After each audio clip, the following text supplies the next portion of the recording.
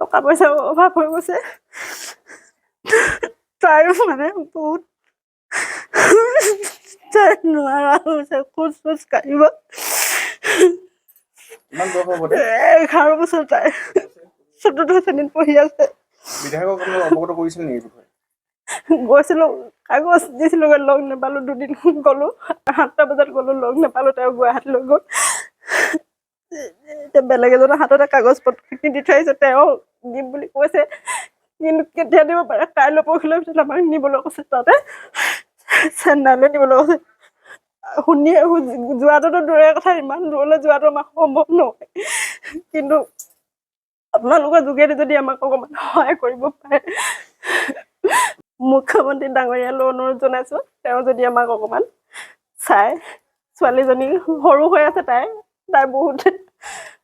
মই নোৱাৰিছো ক'বলৈ আৰু নোলাইছে মোৰ মুখত ৰাইজলৈ অনুৰোধ জনাইছো ৰাইজেও যাতে সকলোৱে যাতে আমাক অকণমান সহায় কৰে ছোৱালীজনীৰ ক্ষেত্ৰত মই অনিশা শইকীয়া মাক আজি 6 মাহৰ আগৰ পৰা তাই কিডনী ধৰা পৰা নাছিলে এতিয়া আজি 3 মাহ হৈছে তাই কিডনী দুইটা বেয়া হৈছে কৈছে ডক্টৰে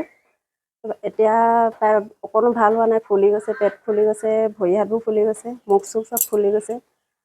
এতিয়া আজি এইকেইদিনতে আকৌ মানে গুৱাহাটীৰ পৰা আহি পাইছিলোঁহে আমি গুৱাহাটীৰ পৰা আহি আকৌ ডিব্ৰুগড়ত ভৰ্তি হৈ আছিলোঁ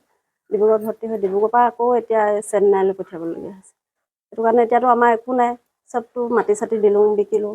বা ঘৰটো দেউতাকে দিন হাজিৰা কৰিহে খায় এতিয়া কি কৰোঁ কি নাই উপায় নাইকিয়া হৈছে সেইটো কাৰণে আপোনালোকৰ যোগেদি অসম চৰকাৰলৈ সকলো ছাৰহঁতলৈ কিবা এটা সহায় সাহাৰ্য কৰি আমাক অকণমান উপকৃত কৰিব আৰু এইফালে চক্ৰধৰ গগৈ ছাৰও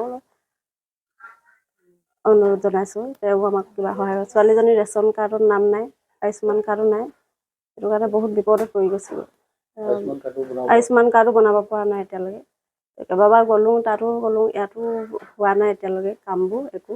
সেইটো কাৰণে যিমানখিনি পাৰিলোঁ আগবাঢ়িলোঁ এতিয়া একেবাৰে নোৱাৰা হৈ গৈছোঁ আমাৰ বিদ্যালয়ৰ 4th শ্ৰেণীৰ ছাত্ৰী শ্ৰীমতী অনিশা শইকীয়াৰ ৰোগত আক্ৰান্ত হৈ ডিব্ৰুগড় অসম চিকিৎসা মেডিকেল তথা গুৱাহাটী চিকিৎসা মহাবিদ্যালয়ত চিকিৎসাধীন কৰি বৰ্তমান ডিব্ৰুগড়ত পুনৰ চিকিৎসাধীন হৈ আছে আৰু তেখেতৰ চিকিৎসাৰ কাৰণে ঘৰখনে অহোপুৰুষাৰ্থ চেষ্টা কৰিছে মাটি বাৰীকে আদি কৰি সকলোখিনি বিক্ৰী বন্ধ কৰিও চিকিৎসাৰ আৰোগ্য লাভ কৰিব পৰা নাই আৰু স্থানীয় গাঁৱৰ ৰাইজ আমি শিক্ষকসকলেও কিঞ্চিত পৰিমাণৰ অৰিহণা আগবঢ়াই আমি চেষ্টা কৰিছোঁ কিন্তু এতিয়াও আমি সফল দেখা নাই আমি আশা কৰিম যে